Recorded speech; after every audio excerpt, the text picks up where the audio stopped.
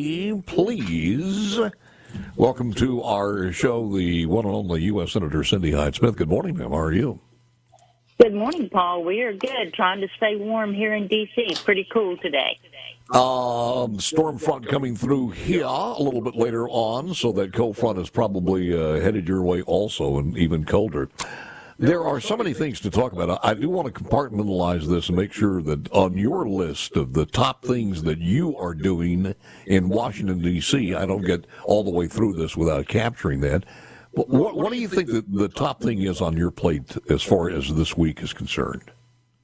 Well, I serve on the Appropriations Committee, so we are definitely trying to get things across the floor and work with the House members on a top line number that we can work off of. In November, I believe November the 15th, mid-November, we passed what we called a laddered continuing resolution, what we refer to as a CR, to keep the government funded and operating through, not to avoid a shutdown through early next year. Now, I am the ranking member on the Transportation, Housing, and Urban Development Subcommittee of that. And we got ours done. I got it through the Senate, and, celebration, that we did our part, came up with what I think is a pretty good bill. And so the CR continues funding through January the 19th on 4 of the appropriation bills, which includes the Transportation HUD bill, which is the one that I had a lot of responsibility on, but agriculture, energy and water, military construction. But there's 8 other bills we've got to get through. So what the CR did is it funded the remaining 8 appropriation bills through February the 2nd. So we reached a budget agreement earlier this year that, we're going to get this done. We're considering, other things, how to handle the emergency supplemental funding. We're having the argument of Ukraine. And my thing is border security on all of this. At lunch yesterday, in our Senate luncheon, we had the new Speaker of the House, Mike Johnson from Louisiana. And so a lot of this discussion is taking place now. So impressed with Mike Johnson. Paul. Yes, he is. He is just... he really is. He's the real deal. And he's coming over to our luncheons on the Senate side for the Republican senators. And this is like the second or third time he's been, and he's only been the speaker like 30 days. So, I think that a little strategy has changed to try to get things done. And I think it's very helpful. I think it's going to be very beneficial of having him come over, discuss kind of what the House is doing, and the intentions there, the directions they're headed, and so we're trying to get the budget done. I'm thinking probably that's already surpassed the entire term of John Boehner doing that, but I may be wrong. And what Mike Johnson is basically saying, the new speaker, says, wait a minute, let's look at this funding, but why is it and I guess I'm right on this, why is it a must that we put all of this money into one thing? Let's decide on what we're giving to Ukraine, and let's decide what we're giving as far as Israel is concerned. Is that basically the argument? Yes, compartmentalizing is a good word for that. Yes. He came in and, we had all these discussions. He said if I was going to have a T-shirt made to pass out today, it would say border, border, border. That was his exact words yesterday in our luncheon. Because, we have got to secure that southern border. And everybody's trying to play this shiny object game of let's talk about all these other things and not talk about the border. And that's not going to happen. We're going to talk about the border. And you've got to have those commitments of people that are truly committed to, when it comes to voting, of what we can support, what we can't support. Does it have the border funding in it, and the changes that would have to be made there? So that's a real struggle here in D.C., and it's so comical almost that it's even a discussion, I know. much less a struggle of closing the southern border. But when you got a guy in the Oval Office that's against all of that, how in the world do you do it? I played a cut a little bit earlier this morning before you came on with Josh Hawley, one of your cohorts, from Missouri, basically questioning one of the guys from the administration as far as the border is concerned, and they're taking agents who are in charge of investigations and security at offices across the entire country, Boston, Chicago, etc., and turning them into taxi drivers to take some of these illegals, I guess by the hundreds, if not the thousands, to hospitals and appointments. That's crazy. It is the most ridiculous, insane thing I've ever heard of. And, I mean, we have laws in place right now that President Biden is totally ignoring. So elections matter. And, there's a lot of things we can come up with of what can stop this when we talk about, the asylum to come in and, the country that they come through. But he says, let's just going to parole them, and then they come back for the hearing. I mean, that is not a plan. That is not an answer. So there's a lot of things in place now that the law is not being followed.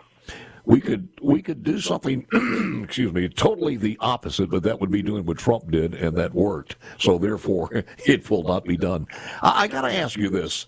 We're seeing a barrage. They bought a pretty a big schedule of advertising on media, internet, et cetera, blasting Bernie Sanders and some bill out there and saying constantly, make sure that Cindy Hyde votes for this, Roger Wicker votes for this.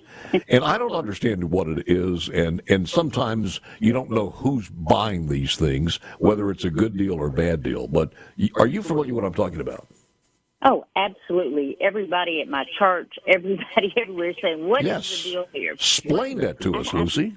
I feel like I need to give you a little background. A couple of years ago, my mother, who lives in Monticello, Mississippi, went to the drugstore. She needed eye drops, Restasis.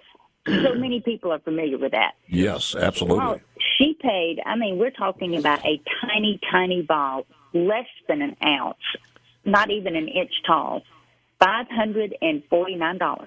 My wife is on that list. She absolutely is. Yes. Well, during that time, I took that receipt that came from the drugstore in Monticello, and I blew it up poster size. That thing's almost as big as I am. It's still in my office. I went to the Senate floor, and I wore the pharmaceuticals out over this, $549, because I'd had a discussion with Rand Paul, who, as we all know, eye doctor here. He said, Cindy, had you gone to the veterinarian's office, it would have been $8, the same amount. So, I go to the floor, and I just said, the reason this is happening is there's no generic. FDA would not approve a generic for Restasis for years. FDA would not approve the generic. So that pricing was up. $549 out of pocket. That's not an insurance. That's not Medicare that paid. That is the check my mother had to write. Literally, after I go to the floor and I call out the pharmacy benefit managers and everybody else involved in nothing that it's a racket. It's all it is, and it's what I called it. Within 10 days, Paul, FDA called my office, talked to, at that time, Elizabeth Henry worked for me. They called her, and she was over all of our health care, and they said, basically call off the dogs. FDA is going to approve this now. But that's what it took, is for me to go down there with a poster-sized receipt, calling these people out, and the FDA would not approve it. So since then, I've kicked the ant bed, and that's okay. I will dive in that ant bed.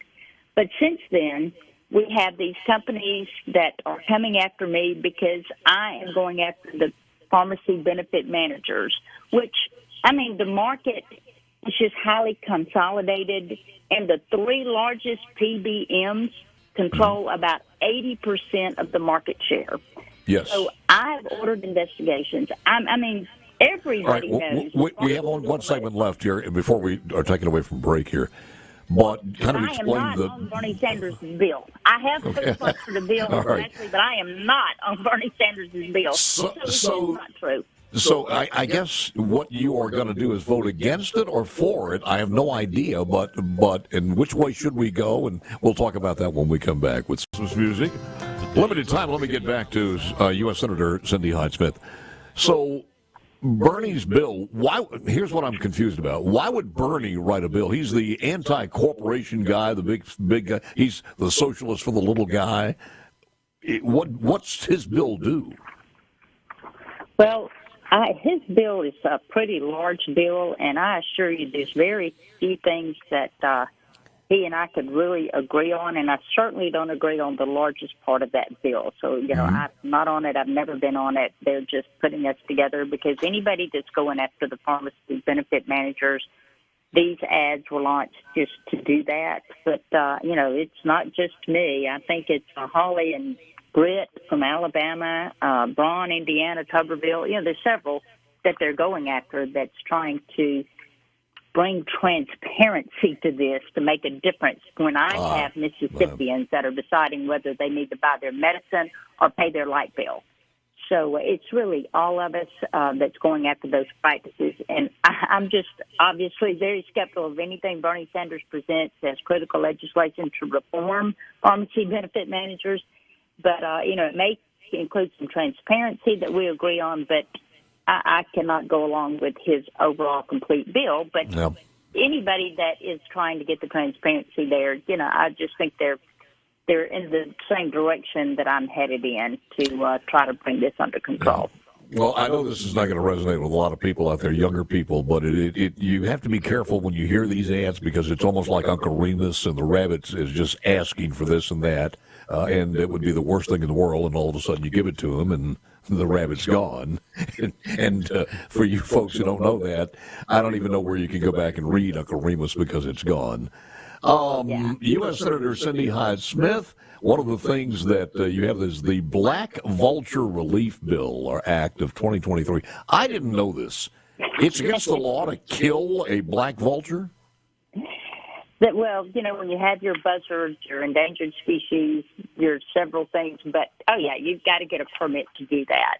And, we're just trying to make sure that, all of that is handled in a reasonable, sensible way. And you can imagine dealing with things in this city that I'm sitting in right now that everybody has a good idea, but is it a reasonable idea?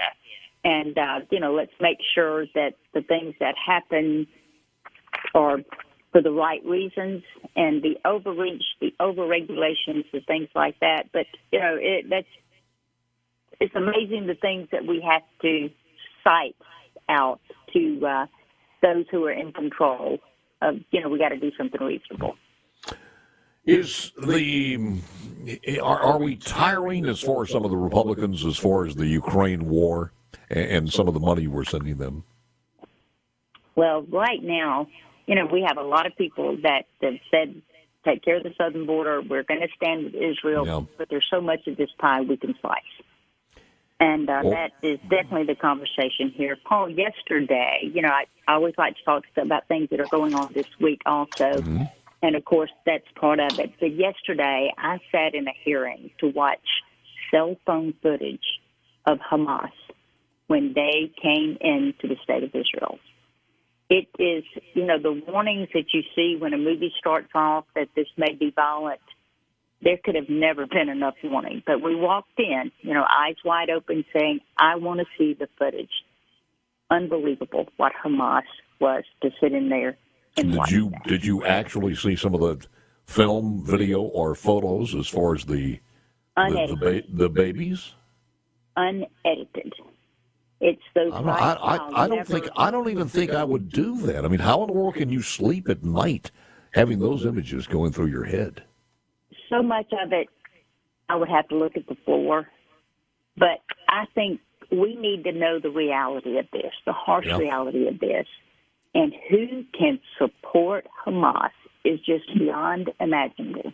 And, of course, we're dealing with a lot of things right now across college campuses. Oh, my gosh, right here in D.C., that we have in the protests that come in. But, we certainly, and I firmly stand with Israel. I never want that to be misconstrued, misunderstood in any way.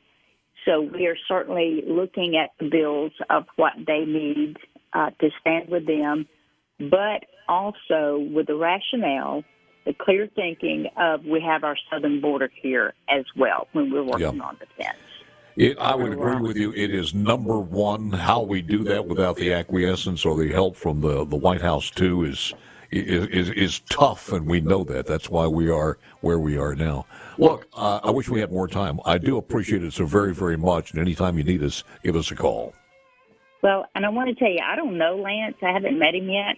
Yeah. But what a great guy to be on the phone with this morning to set this up. That's why we call him Sir Lancelot. That's why. Well, I think very impressive. Thank you so much for this opportunity, Paul. You got it. Thank you, ma'am. Merry Christmas to you. Merry Christmas to you. David, you got it. David McCrae joins us right